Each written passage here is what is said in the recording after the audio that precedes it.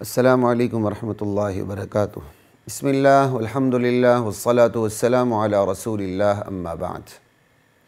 خواتین و حضرات، دورہ قرآن کی نشریات کے ساتھ خلیق الرحمن آپ سے مخاطب ہے۔ آج کی اس نشست میں سپارہ نمبر 2 کی جو کہ سورۃ البقرہ چل رہی ہے، اس کی منتخب آیات پہ بات کرتے ہیں۔ آیت نمبر سورۃ البقرہ کی سپارہ نمبر 2 ہے، سورۃ البقرہ کی آیت نمبر 165 ہے۔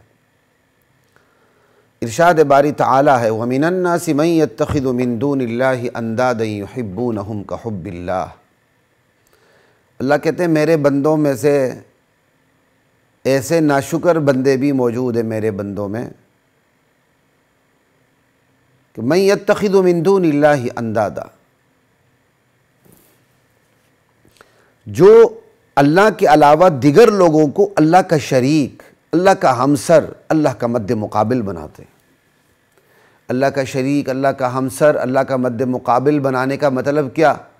جو حقوق اللہ کے ہیں وہ ان کو دیتے ہیں، جو اختیارات اللہ کے ہیں وہ اللہ کی مخلوق کو دیتے ہیں، جو صفات صرف اللہ کو جچتی ہیں وہ دوسروں کو دیتے ہیں۔ اللہ عالم الغیب ہے، یہ اللہ ہی کی مخلوق کو عالم الغیب سمجھنا شروع کر دیتے ہیں۔ دور و نزدیک سے پکار سننے کی طاقت صرف اللہ کے پاس ہے۔ یہ اللہ ہی کی مخلوق میں سے کسی بندے کو بزرگ جان مان کر اس کے بارے میں یہ عقیدہ رکھ لیتے کہ یہ دور و نزدیک سے یکساں پکار کو سنتا ہے۔ انا للہ و انا الیہ راجعون۔ حاجت روائی کرنا اللہ کا کام ہے، یہ اللہ کے بندے کو سمجھ لیتے کہ یہ حاجت روا ہے۔ مشکل کشائی کرنا اللہ کا کام ہے کہ یہ کسی بندے کو سمجھ لیتے کہ یہ مشکل کشا ہے۔ حکمرانی کرنا، حاکمیت، یہ صرف اللہ کا خاصہ ہے۔ یہ کسی پارلیمنٹ کو، یہ کسی بندے کو سمجھ لیتے کہ حاکمیت کرنا، حاکمیت جو خدا کی حاکمیت ہے وہ کسی بندے کو دے بیٹھتے ہیں۔ یہ ہے خدا کا ہمسر ٹھہرانا، یہ ہے خدا کا شریک ٹھہرانا۔ اللہ کہتے ہیں کچھ ایسے لوگ بھی موجود ہیں جو اللہ کے ساتھ اللہ ہی کی مخلوق کو اس کا ہمسر، اس کا شریک، اس کی صفات میں شریک کرنے لگتے ہیں۔ لا الہ الا اللہ واللہ اکبر۔ اور پھر آگے یحبونہم کحب اللہ، یہ شریک ٹھہرانے والے مشرکین جن کو اللہ کے ساتھ، جن بزرگوں کو جو ان کے ذہن میں بزرگ ہیں، حقیقت میں بزرگ ہیں کہ نہیں وہ تو اللہ جانتا ہے، یہ لوگ اللہ کے جن کو انہوں نے اللہ کا شریک بنایا ہے، ان شریکوں کے ساتھ یہ اس طرح ٹوٹ کر محبت کرتے ہیں جس طرح ٹوٹ کر محبت اللہ سے کرنی چاہیے۔ یہ ٹوٹ کر محبت کرنا انسان کی فطرت ہے، اور جو انسان کی یہ فطرت ہے ٹوٹ کر محبت کرنا، یہ صرف اللہ نے اپنے لیے رکھی ہے۔ اللہ کہتے ہیں میرا شریک بناتے ہیں، میری صفات میں دوسروں کو دخیل بناتے ہیں، اور پھر ان سے ایسی محبت کرتے ہیں جس طرح اللہ سے محبت کرنی چاہیے۔ یحبونہم کحب اللہ۔ اور اللہ ارشاد فرماتے ہیں والذین آمنوا اشد حبا للہ، وہ لوگ جو ایمان والے ہیں وہ شدید محبت، ٹوٹ کے محبت صرف اللہ سے کرتے ہیں۔ یہ ایمان والوں کی خاصیت ہے کہ وہ محبت جو صرف اللہ کے ساتھ روا ہے، وہ اللہ کے علاوہ کسی سے وہ محبت نہیں رکھتے۔ ایمانداری سے بتائیے، ہم سب اللہ کے نبیوں پر ایمان رکھتے ہیں، کیوں رکھتے ہیں؟ اسی لیے تو رکھتے ہیں کہ اللہ کا حکم ہے۔ اسی طرح ہم نبی علیہ السلام کے سوا تمام انبیاء کو نبی ماننے کے باوجود، تمام رسولوں کو رسول ماننے کے باوجود خاتم النبیین نہیں مانتے۔ کیوں نہیں مانتے؟ اللہ کا حکم ہے کہ خاتم النبیین صرف ایک ہی ہے، اس لیے ہم تمام نبیوں کو مانتے ہیں، لیکن خاتم النبیین محمد الرسول اللہ کے سوا کسی کو نہیں مانتے۔ اب ہم محمد الرسول اللہ کو خاتم النبیین مانتے ہیں۔ کیوں مانتے ہیں؟ اس لیے کہ اللہ کا حکم ہے۔ اور اگر بالفرض، سمجھانے کے لیے بات کر رہا ہوں، اگر بالفرض اللہ تعالیٰ اپنے نبی محمد الرسول اللہ کو خاتم النبیین نہ بناتا تو ہم نہ مانتے، چونکہ بنایا اس لیے ہم مانتے۔ تو اصل اختیار کس کا ہوا؟ اللہ کا۔ اصل محبت کس کے لیے ہوئی؟ اللہ کے لیے ہوئی۔ نبی سے محبت بھی اللہ سے محبت کی وجہ سے ہے۔ یہ بات یاد رکھیں، اسی لیے کہا گیا ایمان والے ٹوٹ کے جو محبت ہے وہ صرف اللہ کے ساتھ کرتے ہیں۔ اور آگے کمال کی حقیقت اللہ تعالیٰ ارشاد فرما رہے ہیں، وَلَوْ يَرَى الَّذِينَ ظَلَمُوا إِذْ يَرَوْنَ الْعَذَابَ أَنَّ الْقُوَّةَ لِلَّهِ جَمِيعًا وَأَنَّ اللَّهَ شَدِيدُ الْعَذَابِ۔ یہ لوگ جو شرک کرتے ہیں، اللہ کے ساتھ اللہ کی ہی مخلوق کو حاجت روا مشکل کشا بنا لیتے ہیں، یہ لوگ کاش اس حقیقت کو جان لیتے جس حقیقت کو انہوں نے قیامت کا عذاب دیکھنے کے بعد جان لینا۔ ذرا غور کیجئے، اللہ کیا فرما رہے ہیں؟ یہ مشرکین کاش اس حقیقت کو جان لیتے جو حقیقت یہ قیامت کے عذاب کو دیکھنے کے بعد جان لیں گے۔ تو وہ کون سی حقیقت ہے جو قیامت کا عذاب دیکھنے کے بعد جان لیں گے؟ وہ آگے ذکر ہے، اِذْ يَرَوْنَ الْعَذَابَ أَنَّ الْقُوَّةَ لِلَّهِ جَمِيعًا وَأَنَّ اللَّهَ شَدِيدُ الْعَذَابِ۔ یہ وہ حقیقت ہے جو قیامت کا عذاب دیکھنے کے بعد جان لیں گے کہ اختیارات تو صرف اللہ کے ہیں، تقدیر کا مالک اللہ، قدرت کا مالک اللہ، تخت سلطنت پر بٹھانے والا اللہ، تخت دار پہ چڑھانے والا اللہ، عزت کا مالک اللہ، ذلت کا مالک اللہ، جسے چاہے بیٹا دے، جسے چاہے بیٹی دے، جسے چاہے دونوں دے، جسے چاہے دونوں نہ دے۔ یہ وہ حقیقتیں ہیں جو مشرکین قیامت کا عذاب دیکھنے کے بعد جان لیں گے کہ یہ اختیارات، یہ قدرتیں تو صرف اللہ کی تھیں بھائی، اور اللہ جیسا عذاب سخت دے گا وہ دنیا کی کوئی طاقت اللہ جیسا سخت عذاب دے بھی نہیں سکتی۔ یہ وہ حقیقتیں ہیں جو مشرکین قیامت کا عذاب دیکھنے کے بعد جان لیں گے۔ اس وقت جان لینے کا کوئی فائدہ نہیں، جان لینے کا تو فائدہ آج ہے۔ تو یہ اس آیت میں یہ کہا گیا ہے، کاش مشرکین وہ حقیقت جو قیامت کا عذاب دیکھنے کے بعد جانیں گے کہ قدرت صرف اللہ کی، اختیار صرف اللہ کی، طاقت صرف اللہ کی ہے، کاش یہ آج جان لیں تو نجات پا جائیں۔ کاش یہ آج جان لیں کہ اللہ جیسا سخت عذاب، اللہ نے جو سخت عذاب دینا ہے وہ کوئی نہیں دے سکتا۔ لا الہ الا اللہ۔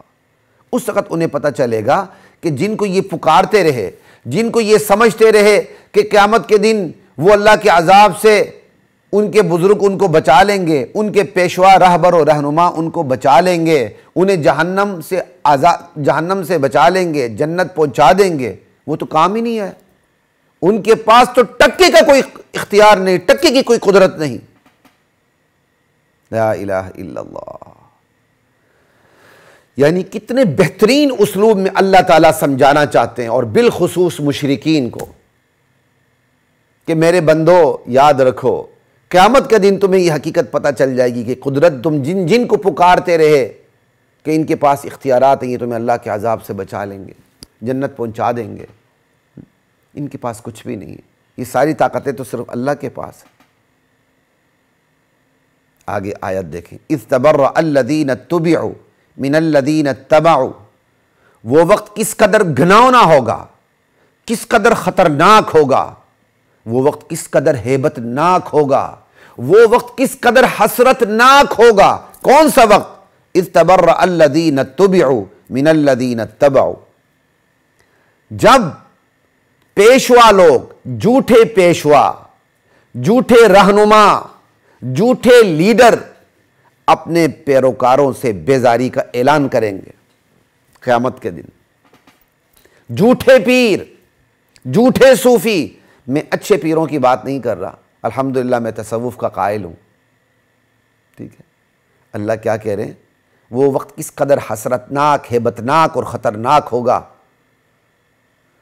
جب وہ لوگ جن کی پیروی کی گئی، وہ مشرکین، وہ پیشوا جن کی پیروی کی گئی، اور پیروی کرنے والے بھی مشرکین گمراہ، تو جن کی پیروی کی گئی وہ رہنما، وہ بڑے، وہ گرو، ٹھیک، وہ جھوٹے پیر، وہ اپنے پیروکاروں سے لا تعلقی کا اظہار کریں گے، بیزاری کا اظہار کریں گے۔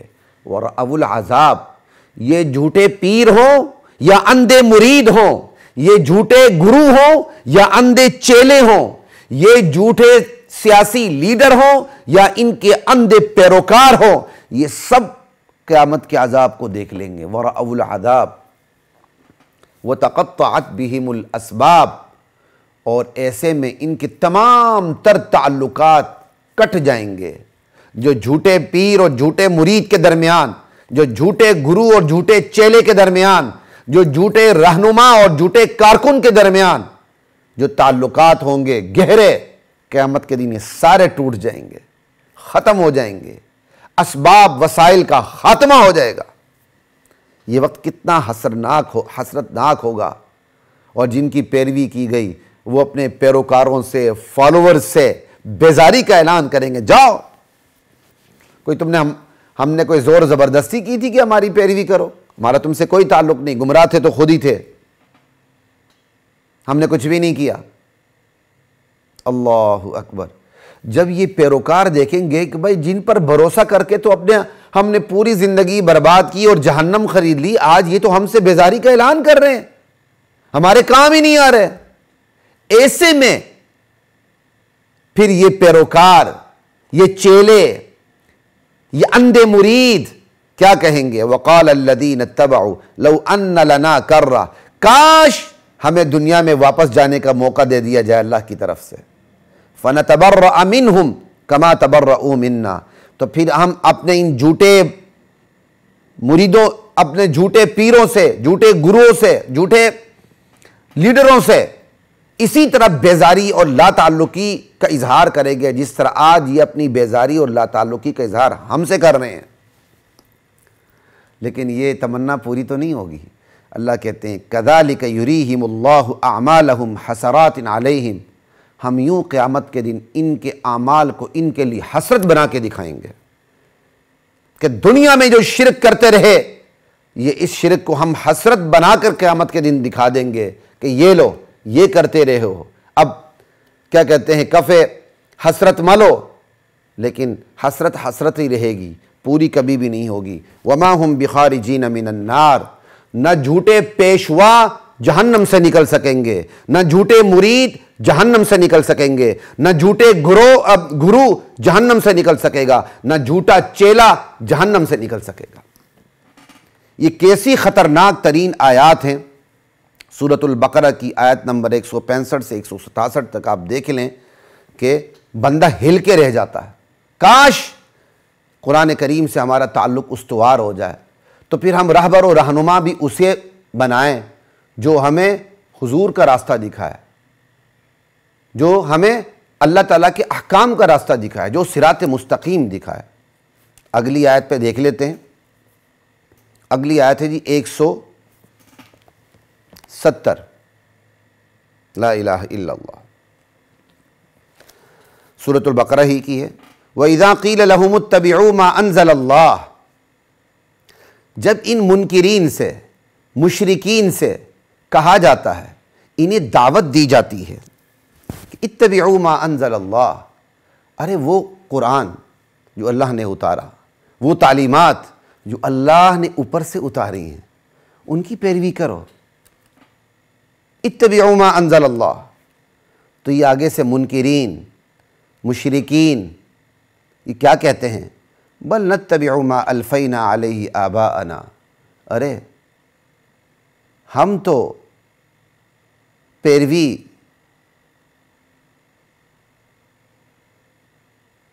اسی کی کریں گے، ہم اسی طریقے کی پیروی کریں گے جس طریقے پر ہم نے اپنے باپ دادا کو پایا۔ یعنی نبی دعوت دے رہا ہے کہ قرآن کی مانو، سنت کی مانو، اللہ کی مانو، جواب دینے والے کیا کہہ رہے ہیں؟ نہ ساڑھے ماں پیو غلط سن، بل نتبع ما الفینا علیہ آباءنا، ہم اسی طریقے کی پیروی کریں گے جس طریقے پر ہم نے اپنے باپ دادا کو پایا۔ اللہ اکبر۔ ایمانداری سے بتائیے، کیا یہی جواب آج کے اندھے نام نہاد شناختی کارڈ کے مسلمانوں کا نہیں ہے؟ جب انہیں قرآن کی بات کی جاتی ہے، جب انہیں حدیث کی بات کی جاتی ہے، جب انہیں ان کے سامنے اولی الامر کی فقہا کی تشریحات کی بات کی جاتی ہے، تو آگے سے کہتے ہیں ساڑھے ماں پہ وہ غلط سن۔ یہ جواب ہے۔ وہ اپنے آبائی رسوم و رواج کو، آبائی عقیدے اور اعتقاد کو، آبائی قانون اور آئین کو چھوڑنے کے لیے تیار ہی نہیں ہے۔ ایک بدبخت کہتا ہے کہ میں آئین کا لفظ پہلے اس لیے لایا ہوں کہ آئین میں سب کو تحفظ ملتا ہے، اسلام کو میں پہلے اس لیے نہیں لایا، آئین کو پہلے اس لیے لایا۔ آئین، اسلام اور حقوق، ایسے بدبختوں کا علاج ہونا چاہیے۔ بل نتبع ما الفینا علیہ آباءنا اولو کان آباؤہم لا یعقلون شیئا ولا یہتدون۔ اللہ تعالیٰ جواب میں کیا ارشاد فرما رہے ہیں؟ اچھا بھلے ان کے باپ دادا کچھ بھی عقل نہ رکھتے ہوں، ہدایت بھی ان کے پاس نہ ہو، پھر بھی اپنے باپ دادا کی پیروی کریں گے؟ چلیں اگر باپ دادا صحیح ہوں، ہدایت پر ہوں، تو ان کی پیروی اللہ اور اس کے رسول کی پیروی ہے، بالکل، کیونکہ قرآن کریم میں ہے وَاتَّبِعْ سَبِيلَ مَنْ أَنَابَ إِلَيَّ، پیروی ان کی کرو جو میری طرف رجوع رکھتے ہیں۔ اور یہ انبیاء کی تعلیمات بھی ملتی ہیں، جیسے یعقوب علیہ السلام نے اپنی موت کے وقت اپنی اولاد سے کہا مَا تَعْبُدُونَ مِن بَعْدِي، میرے بعد تم کس کی عبادت کرو گے؟ تو انہوں نے کیا کہا؟ قَالُوا نَعْبُدُ إِلَٰهَكَ وَإِلَٰهَ آبَائِكَ إِبْرَاهِيمَ وَإِسْمَاعِيلَ وَإِسْحَاقَ إِلَٰهًا وَاحِدًا، ہم آپ کے الہ کی پیروی کریں گے، جو ابراہیم علیہ السلام کے معبود ہیں، ہم ان کا معبود ہے، اس کی پیروی کریں گے، اور وہ ایک ہی معبود ہے، اللہ۔ اچھے آباء و اجداد اگر حق پر ہوں تو ان کی پیروی غلط نہیں ہوتی۔ اسی طرح یوسف علیہ السلام جب جیل میں تھے تو انہوں نے اپنا تعارف کرواتے ہوئے خواب پوچھنے والوں کو کیا کہا تھا؟ وَاتَّبَعْتُ مِلَّةَ آبَائِي إِبْرَاهِيمَ وَإِسْحَاقَ وَيَعْقُوبَ، میں نے اپنے آباء و اجداد کی ملت کی اتباع کی ہے، جو ابراہیم، اسحاق، یعقوب ہے۔ اللہ اکبر! یوسف علیہ السلام بیٹے تھے یعقوب علیہ السلام کے، یعقوب علیہ السلام بیٹے تھے اسحاق علیہ السلام کے، اسحاق علیہ السلام بیٹے تھے ابراہیم علیہ السلام کے۔ کہا میں نے اپنے آباء و اجداد کی ملت کی پیروی کی ہے۔ اب وہ ملت کی پیروی کرنا غلط تو نہیں ہے، کیونکہ آباء و اجداد نبی تھے، نبی حق پر ہو اس کی بھی پیروی کرنی، امتی حق پر ہو اس کی بھی پیروی کرنی۔ وَاتَّبِعْ سَبِيلَ مَنْ أَنَابَ إِلَيَّ۔ اسی طرح اهدنا الصراط المستقیم صراط الذین انعمت علیہم، یا اللہ سیدھا راستہ دکھا۔ سیدھا راستہ کن کا؟ صرف یہ نہیں کہا صراط النبیین، یا ایک راستہ نہیں دکھایا، اگرچہ وہ سارے راستے جاتے ہیں نبی کے پاس، پھر نبی کا راستہ اللہ کے پاس جاتا ہے۔